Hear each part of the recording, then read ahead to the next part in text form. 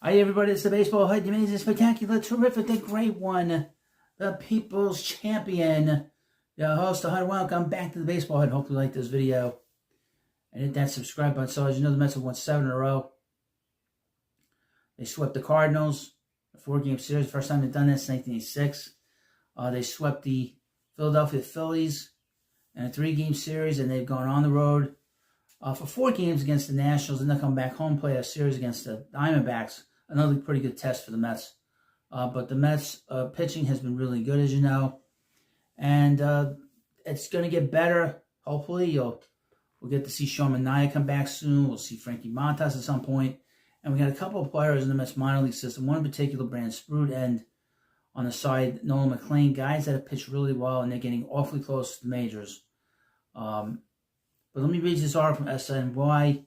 With Brandon Sproat a step away, Mets could soon have a good rotation conundrum on their hands. You know, Sproat is the Mets' #1 prospect from Florida, who they drafted twice. And as you know, the Mets drafted him twice, and he's a 4-year player from Florida. Let me read you what this has to say. The returns of Sean Manaea, Frankie Montas should bolster the rotation in a month or so. Quote, I think difficult decisions are a good thing. The above quote came from Dave Stearns on Monday while speaking about the conundrum Mets will be facing with Francisco Alvarez and Jeff McNeil return from the IL, which could come as soon as Friday. In Alvarez and McNeil's absence, their replacements, Luis Torrens and Luis Angel Acuna, have excelled, which could mean the kind of split playing time that perhaps wasn't envisioned when Alvarez and McNeil suffered their injuries during spring training. But things happen and plans change.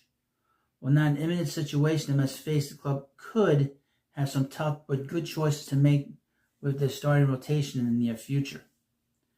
I would expect that in all likelihood the Mets will send back Sanger to play, to sort of be replaced by Francisco Alvarez, and I would expect that Jose Azocar will get sent down, and they'll keep Brett Beatty for the time being when they bring in Jeff McNeil.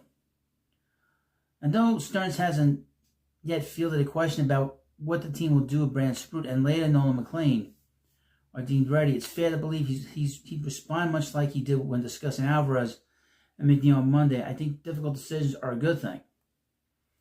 As far as Sproat specifically, it'll be a shock if he remains in AAA Syracuse all season. The Mets determined that he's ready for the majors. That's simply not how good teams operate. If he's ready for the majors, the Mets will call him up. That I can guarantee you that one. That's not a situation where he'll be coming up if there's an injury. He'll come up when he's ready. And there's no rush to obviously to call him up because the Mets are playing so well. When your top starting pitching prospect, who also happens to be the top prospect in your entire organization, is ready, you make room for him. An old adage to cite at this point is potentially tough decisions, but the ones the Mets could have with their rotation almost always find a way of working themselves out. Well, that is very true. I think all this stuff always has a way of working out. A pitcher or two currently in the rotation could start underperforming. There could be injuries, roles could change, but the Mets are in such good shape right now, pitching-wise, that doing this exercise makes sense. And that's even more impressive considering the rotation was their main question mark entering the season. It wasn't for me. The results so far are a testament to the Mets pitching lab, the pitching coach Jeremy Hefner, to Stearns' decision-making, and to the talent and work ethic of everyone currently in the starting rotation. Now, this was going into Tuesday's game. Kodai Senga leads the National League with a 0.79 ERA and 4.83 ERA plus.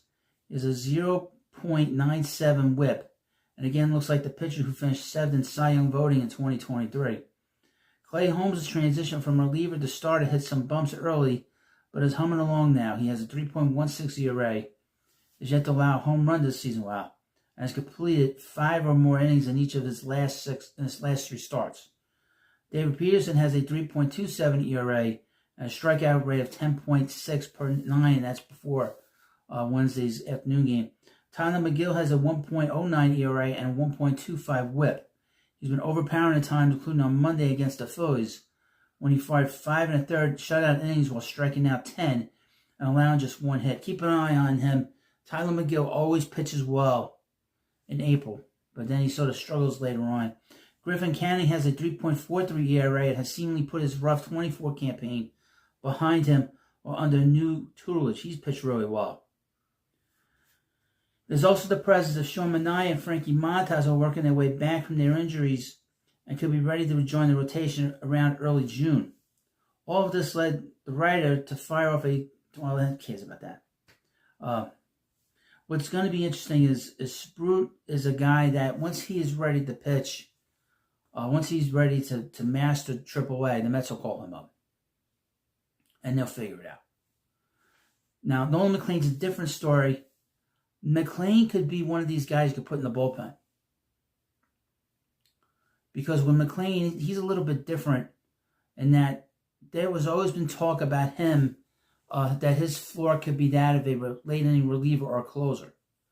So they could bring him in late in the game, later down the road. But he's different down the road. This is probably a decision for July, August, and September with him.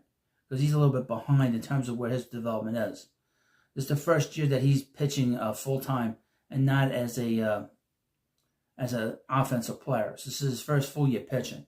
So it'll be interesting to see what he is. And he might be on it, and he'll be on an innings limit.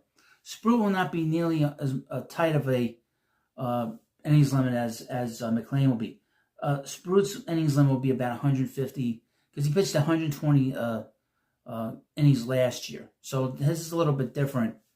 McLean's probably more than 120 inning limit right now, or 90. I don't even know. To be honest with you, I got to check. But with Sproat, his innings limit's at 150, I would think. So he is much, and plus I did mention he's a 4-year college player, and that he's got a lot of experience, and he played in a big program in Florida. But this is some of the stuff we have to look forward to. There's no rush to bring these guys up. The Mets are playing well.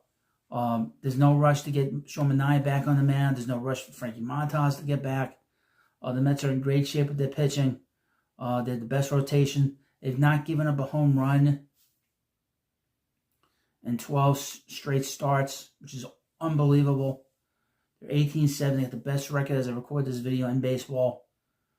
There's nothing they're not doing right. They're doing everything right, and that's great to see. So let me know what you think about this video. Of course, if you send me a super thanks, I will highlight you in a community post, and of course, I'll give you a shout out in future videos. And that's a great way to support the channel. And also, we have memberships here.